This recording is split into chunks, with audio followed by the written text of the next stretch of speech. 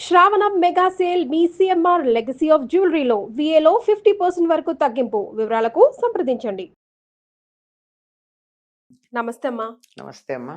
పోలాల అమావాస్య వస్తుంది కదా, మరి ఉమ్. ఈ రోజు ప్రత్యేకత గురించి తెలుసుకుందాం. ఒకసారి గుర్తు చేసుకుందాం. ఈ పోలామా అని కూడా అంటారు దీన్ని. అంటే ఎక్కడికైనా వెళ్దామనా? పోలా, పోదా కాదు, పోలా. పోలామా. ఉమ్, అమా అంటే అమావాస్యకి అమా అనే ఉంది. పేరు. ఓకే. పోల అంటే బాగా కడుపు నిండా తిని విశ్రాంతి తీసుకుంటూ నెమరు వేస్తూ ఉన్నటువంటి వృషభానికి పోలా అని పేరు. ఓ. ఉహు. అంటే కడుపు నిండా తిని ఉండాలి, హాయిగా.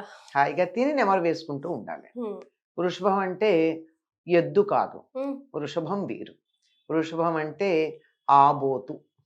ఉమ్, ఆబోతులు సంతానోత్పత్తికి పనికొస్తాయి, ఉమ్, ఎద్దు సంతానోత్పత్తికి పనికిరాదు, ఉమ్, దాన్ని అలా చేసేస్తారు. ఉమ్. కనుక అలాంటి దానికి పోలామా అని పేరు. ఇప్పుడు ఆగస్ట్ 23 వస్తుంది కదమ్మా. అవునమ్మా. ఉమ్, దీన్ని ఏమంటారంటే శ్రావణ బహుళ అమావాస్య. ఉమ్, ఈ అమావాస్యని పోలా అమావాస్య అంటారు. ఉమ్, ఈ పోలా అమావాస్యకి పురాణాల్లో ఎక్కడో ఒక చిన్న కథ ఉంది. అందుకే ప్రత్యేకం అమ్మా అదే, ఈరోజు. కానీ మనకి ఆ, మ్, పోలాల అమావాస్యం చేసేటటువంటి కథకి దీనికి సంబంధం కనపడదు. కనపడదా? సంబంధం పెట్టుకోవాల్సి ఉంటుంది మనం. ఉహు, ఏమిటంటే ఈ పోలా అమావాస్య నాడు ఉమ్, వృషభాన్ని ఉమ్, అంటే ఆబోతుని పూజించమన్నారు. ఎందుకు అంటే ఒకసారి అంధకాసురుడు శివుడికి భక్తుడే, ఆయనే వరాలు ఇచ్చేది కదా, హాయిగా వరగర్వంతో తిరుగుతున్నటువంటి వాడు శివుడు భూలోకానికి వెళ్ళాడు అన్న సంగతి తెలుసుకుని ఉమ్, పార్వతీదేవిని వంచటానికి వస్తాడు. ఉమ్, వీళ్ళ కదా పార్వతి లోకైక సుందరి కదా. ఉమ్, గుమ్మంలో ఉన్నటువంటి నంది వాడిని అడ్డగించి వాడితో యుద్ధం చేసి వాడిని ఆపుతాడు ఉమ్, చాలా తీవ్రంగా. ఉమ్, ఈ లోపల శివుడు వచ్చేస్తాడు. తన పార్వతిని అలా రక్షించినందుకు సంతోషించి ఏదన్నా వరం కోరుకోమంటాడు. ఉమ్, వరం కోరుకోమంటే ఈరోజు శ్రావణ బహుళ అమావాస్య, సరిగ్గా ఇదే శ్రావణ బహుళ అమావాస్య నాడు నేను శిలాదుడు అనేటటువంటి ఆయన పొలం దున్నుతుంటే ఆయనకి వృషభ రూపంలో నేను అవతరించి కనిపించాను. కనుక ఈనాడు నన్ను పూజించినట్టే శ్రవణ బహుళ అమావాస్య నాడు నేను తృప్తి చెందుతాను చాలు భూలోకంలో వాళ్ళందరినీ అన్నాడు. ఉమ్, అందుకే పోలామాస్య ఉమ్, అని. పోల అమావాస్య, పోల అమావాస్య. ఉమ్, అయితే దీనికిను గోదావరి జిల్లా ప్రాంతంలో జరుపుకునేటటువంటి ఈ పోలాల అమావాస్యకి పెద్దగా సంబంధం ఏం లేదు. అచ్చా. పెద్దగా లేకపోవడానికి, పెద్దగా లేదు అని ఎందుకు చెప్తున్నానంటే వృషభమేమో సంతానోత్పత్తి, గోజాతి పెరగడానికి పనికొచ్చేది. ఉమ్, ఇక్కడ ఈ పోలాల అమావాస్య కథ కూడా సంతానం వృద్ధి చెందడానికి పనికొచ్చే కథ, కనుక ఇంతకు మించి వాటికి మధ్య సంబంధం కనపడదు. అమ్మా. ఇది ఏమిటంటే ఈ శ్రావణ బహుళ అమావాస్య నాడు ఉమ్, అందరూ పోలేరమ్మని పూజిస్తారు. ఉమ్, ఆవిడ్ని పూజించటం వల్ల సంతానం కలుగుతుందని, కలిగిన సంతానం ఆరోగ్యంగా ఉంటుందని. ఉమ్, పోలేరమ్మ అంటే ఎవరు? ఉమ్, పొలిమేరలను కాపాడేటటువంటి గ్రామ దేవతకి పోలేరమ్మ అని పేరు. ఉమ్. రకరకాల పేర్లతో. ఎన్ని పేర్లో ఉంటాయి ఈ అమ్మా.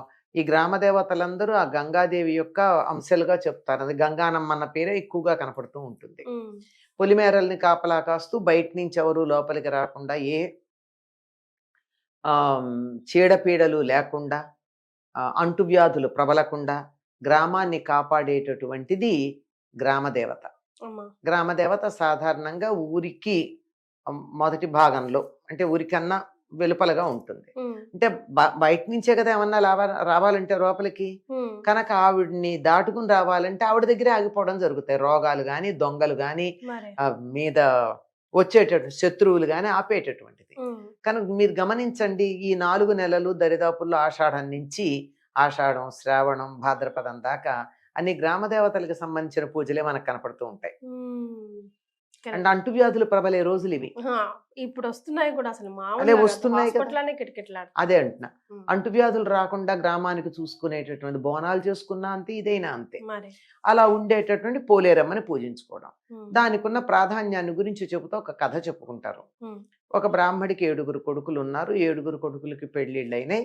7 కోడళ్ళు వచ్చారు. వాళ్ళందరూ సంతానవతులు అయ్యారు. మరి కానీ ఏడో కోడల దగ్గరకు వచ్చేటప్పటికి ప్రతి ఏటా ఉమ్, ఒక కొడుకును కనడం. సరిగ్గా ఈ పోలాల అమావాస్య నాడు ఆ కొడుకు చనిపోవడం. ఓ, దాంతో మరి ఇంటి పేరున్న వాళ్ళు పూజలు చేసుకోవడానికి అవ్వదు కదా, ఉమ్, పూజలు చేసుకోకపోవడం. 7 ఏళ్ళు ఇట్లా జరిగింది. ఉమ్, ఇంకా 8వ సంవత్సరం వచ్చేటప్పటికి బాగా తిట్టుకుంటున్నారు పైన. ఇది చివరి కోడలు అన్నమాట ఈ అమ్మాయి. ఉమ్, పైన ఉన్నటువంటి 6 తోడు కోడళ్ళు ఈ అమ్మాయి వల్ల మనం పూజలు చేసుకోలేకపోతున్నాం అని బాధపడ్డారు. మరి తిట్టుకుంటున్నారు, మామూలుగా ఏం కాదు. ఉమ్, ఏం చేసింది 8వ సంవత్సరం మళ్ళీ మా పోలాల అమావాస్య వచ్చేప్పటికి యథాప్రకారంగా కొడుకు చనిపోయాడు. అయ్యో రామ. పొత్తిళ్లలో వాడు ఉమ్, మాట్లాడకుండా బిడ్డను లోపల ఉంచి చచ్చిపోయాడు అన్న సంగతి ఎవరికీ చెప్పకుండా ఆ, ఆ, ఆ, అందరు తోడుకోడళ్ళకి వెళ్ళి వాళ్ళకి పూజలు చేసుకోవడంలో సహాయం చేసి అక్కడి నుంచి తను కొంచెం పూజా సామాగ్రి తెచ్చుకుని, అంటే వాళ్ళది చలవ కదా, మనం ఎప్పుడైనా కానీ అవతల శుభంగా జరిగినటువంటి వాళ్ళ దగ్గర నుంచి కొన్ని తెచ్చుకుంటాం, మనకు కూడా శుభంగా జరగాలని. ఉమ్, పూజా సామాగ్రి తెచ్చుకొని పూజ అంతా పూర్తి చేసుకుంది.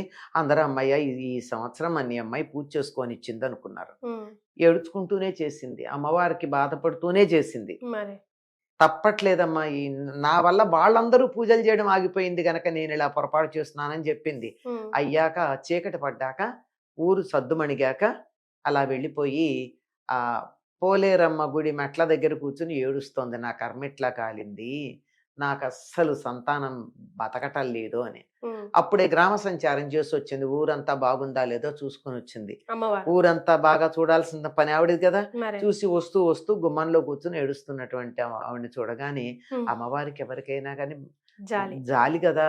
ఏమ్మా అని అడిగితే విషయం అంతా చెప్పింది. ఉమ్, చెప్తే నువ్వేం బాధపడకు, అంటే ఆర్తి దుఃఖం త్రికరణ శుద్ధిగా ఏడిస్తే దేవుడు పలుకుతాడమ్మా. అమ్మా మనకి ఏడుపు కూడా త్రికరణ శుద్ధిగా ఉండదు, ఉమ్, బోల్డ్ కాంప్లికేషన్స్ ఉంటాయి, అందులో ఉమ్, ఇంప్లికేషన్స్ ఉంటాయి. ఉమ్, అది ఆవిడ అక్షతలు ఇచ్చి ఉమ్, ఈ అక్షతలు చల్లి ఉమ్, పేర్లు పెట్టి పిలు అని చెప్తుంది. ఉమ్, ఆ అమ్మాయి ఆవిడికి దండం పెట్టి నమస్కారం చేసి ఊళ్ళో ఉన్న ఆ బిడ్డ శవం ఉంది కదా ఉమ్. దాని మీద చల్లితే వాడు లేచాడు. ఏడుగురు తర్వాత లేచారమ్మా. ఆ వాడు లేచాడు. ఆ తర్వాత 8 వెళ్ళి ఎక్కడైతే తను ఈ 7 పిల్లల్ని పాతి పెట్టిందో వాళ్ళందరి దగ్గర పేరు పెట్టి పిలిచి చాలా మంది ఉమ్, పేరు పెట్టి పిలిచి అక్కడికి వెళ్ళి అక్షతలు చల్లింది. ఉమ్. 7 కూడా బతికారు. ఈ ఉమ్, 8 మంది పిల్లల్ని తీసుకుని ఊళ్ళోకి వచ్చింది అమ్మాయి. ఉమ్, ఊళ్ళోకి వచ్చి జరిగిన వృత్తాంతం చెప్పింది. అందరూ సంతోషించి అమ్మవారికి మరింత వైభవంగా పూజలు చేయడం మొదలు పెట్టారు అని చెప్తారు. ఇది కథమ్మ. ఉమ్. దీనికి ఏం చేస్తారంటే కంద పిలకని పూజ చేస్తారు. ఉహుం. ఏంటో అమ్మ దానికి దీనికి సంబంధం? కంద అంటే తెలుసు కదమ్మా, ఆ కందకి పిలక ఇప్పుడే వస్తాయి, మొక్కలు వస్తాయి. ఉమ్, వచ్చేప్పుడు ఒక ఆకు వచ్చిందంటే ఎట్లా ఉంటుందో తెలుసా? ఉమ్, ఒక్క ఆకు గొడుగులాగా ఉంటుంది ఉమ్, కంద. ఉమ్, కంద ఏది ఉందో దానికి ఎంత బాగుంటుందో, ఇలా గొడుగులాగా భలే అందంగా ఉంటుంది. ఉమ్, అలాంటి అప్పుడే గొడుగు వచ్చినట్టు కంద పిలకని పెట్టి అక్కడ పూజ చేస్తారు. ఉమ్, కంద పిలక పూజ అని కూడా అంటారు దీన్ని. ఉమ్. కందకున్న లక్షణం ఏమిటంటే బాగా అభివృద్ధి చెందడం. ఓకే. అందుకే అమ్మాయి అత్తవారింటికి వెడుతుంటే కూడా ఆ ఒడిగంటి బియ్యంలో కంద ఇలా మొగ్గ ఉన్న కంద, చిన్న కంద వేస్తారు. ఉమ్. ఎందుకంటే అలా వంశం ఆ కంద అభివృద్ధి పిల్లకి అభివృద్ధి చెందినట్టు. ఒక్క కంద నేలలో ఉన్న కంద కనుక ఒకటి ఉన్నట్టయితే అనేక పిలకలు వేసి అది చాలా అభివృద్ధి చెందుతుంది అని. ఉమ్. అందుకని సంతానాభివృద్ధికి సంకేతంగా ఈరోజు కంద పిలకని పూజ చేస్తారు. ఆ, చెయ్యాలి, మంచిది. చేస్తారు. ఆ పోలేరమ్మ కథ చెప్పుకుంటారు. రైట్.